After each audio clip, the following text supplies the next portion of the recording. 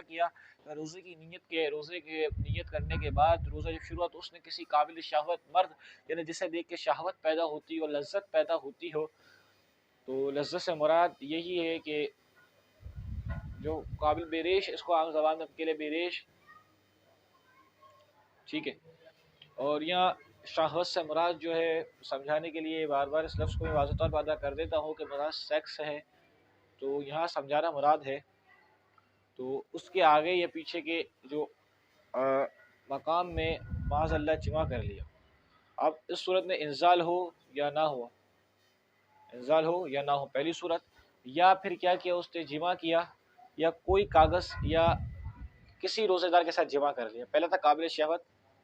پھر تھا کسی روزے دار کے ساتھ جمع کیا گیا اور گمان کر لیا، اور یا پھر کوئی کاغذ کھایا یا دوا کھائی یا پانی پیا یا کوئی چیز لذت کے لیے کھائی، لذت کے لیے کوئی چیز کھائی، ٹھیک ہے، یا کوئی ایسا فعل کیا جس سے افطار کا گمان نہیں ہوتا ہو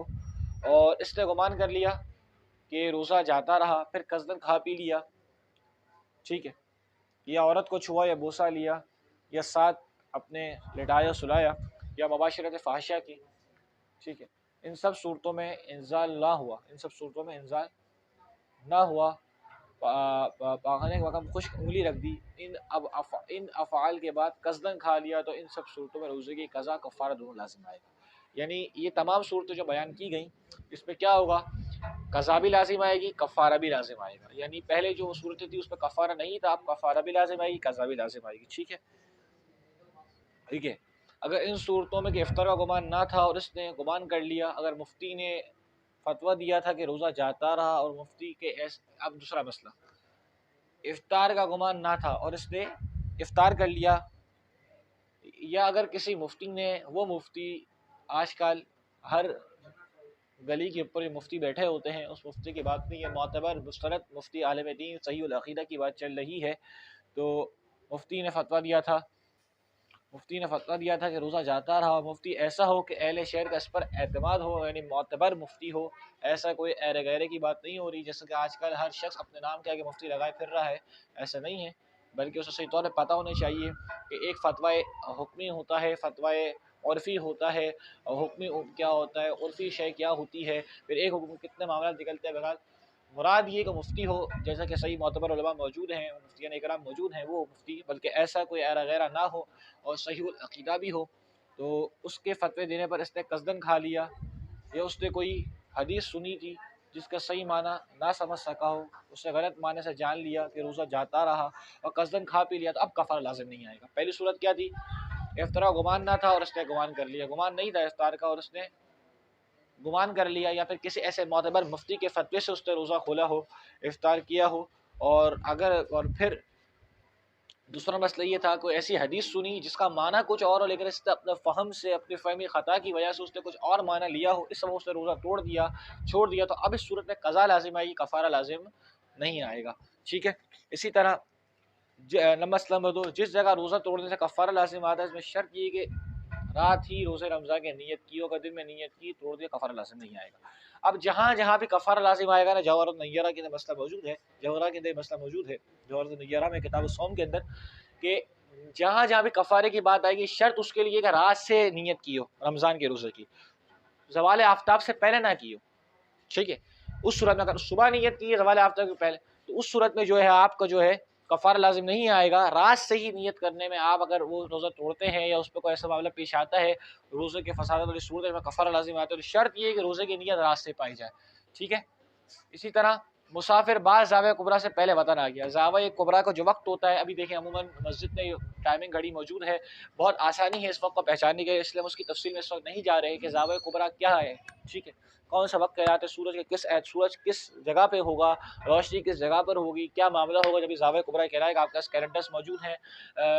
گھڑیاں موجود ہیں، ڈیجیٹل کلاکس موجود ہیں، اس پہ آپ دیکھ سکتے ہیں، ٹھیک ہے. تو زاویہ کبریٰ مسافر کیا تھا، مسافر سفر پہ گیا تھا اور سفر کی جو مدت ہے 92 کلومیٹر ہے، جیسا کہ اب چاہے گاڑی پر ہو یا چاہے پیدل ہو، ٹھیک ہے. اب مسافر بعض زاویہ کبریٰ اپنے اصل وطن واپسی آ گیا، مثال کراچی سے 92 کلومیٹر چلا تھا مثال کے طور پر، اور پھر 92 کلومیٹر واپسی ہو کراچی لوٹ آیا، تو کراچی اس کا اپنا اصل وطن ہوگا، وطن کہلائے گا، لوٹ آیا اور روزے کی نیت کر لی، پھر توڑ دیا، یعنی مسافر تھا پھر زاویہ کبریٰ کے بعد وہ کیا کیا، وہ واپسی آ گیا، اور واپسی آنے کے بعد اس نے روزے کی نیت کر لی تھی اور پھر نیت کے توڑ دیا۔ مجنون اس وقت ہوش میں آیا اور روزے کی نیت کر کے پھر توڑ دیا تو کفارہ نہیں آئے گا۔ دو صورتیں بیان ہوئی، مسافر مقیم ہو جائے زاویہ کبریٰ کے بعد، اس صورت میں پھر روزے کی نیت کرے پھر توڑ دے، اس پہ بھی کفارہ نہیں آئے گا۔ مسئلہ نمبر دو یہ ہے کہ مجنون اس وقت ہوش میں آیا، یعنی جنون اس پر پاگل پن طاری تھا، اس کی عقل میں پردہ تھا، اور شکر، ایک تو شکر ہوتا ہے اور ایک جنون کی کیفیت، تو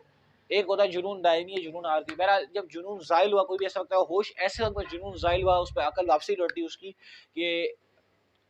زاویہ کبریٰ کے بعد، اور روزے کی نیت کری پھر توڑ دیا، تو اس صورت میں قضا، اس صورت میں کفارہ نہیں آئے گا، ٹھیک ہے۔ اور پھر کفارہ لازم ہونے کے لیے یہ بھی ضروری ہے کہ روزہ توڑنے کے بعد کوئی ایسا امر واقع نہ ہوا ہو جو روزے کے منافی ہو،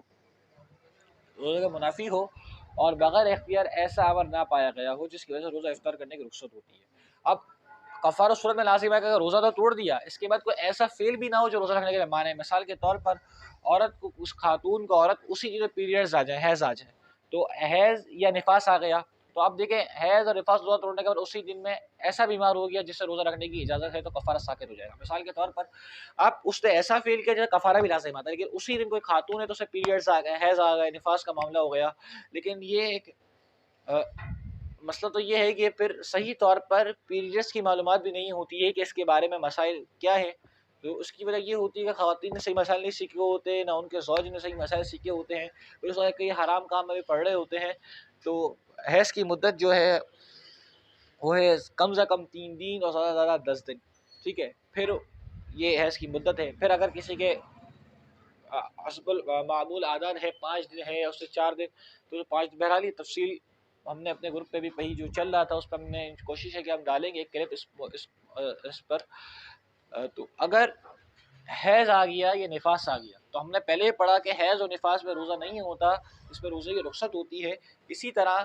روزہ توڑنے کے بعد کفارہ لازم تھا، اور اسی طرح کوئی مرد تھا اور مرد کو کوئی ایسا فعل، ایسا بیمار ہو گیا جس سے روزہ نہیں ہو سکتا، روزہ نہیں رکھ سکتا، ٹھیک ہے۔ مسئلہ نمبر 1، کسی خاتون کو پیریڈز کے ایام ہوتے ہیں، حیض ہے، نفاس ہے،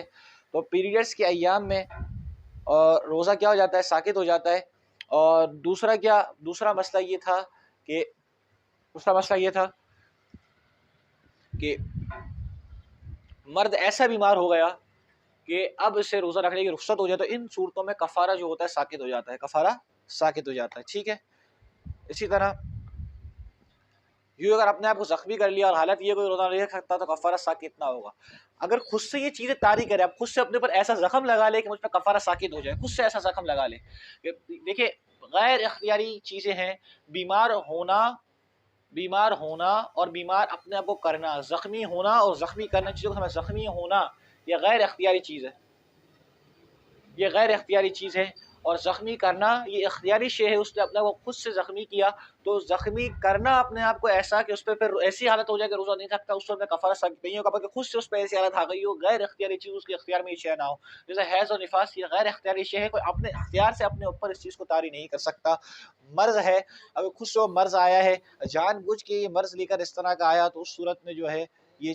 کفارہ ساقط نہیں ہوگا۔ اسی طرح مسئلہ نمبر 5 وہ کام کیا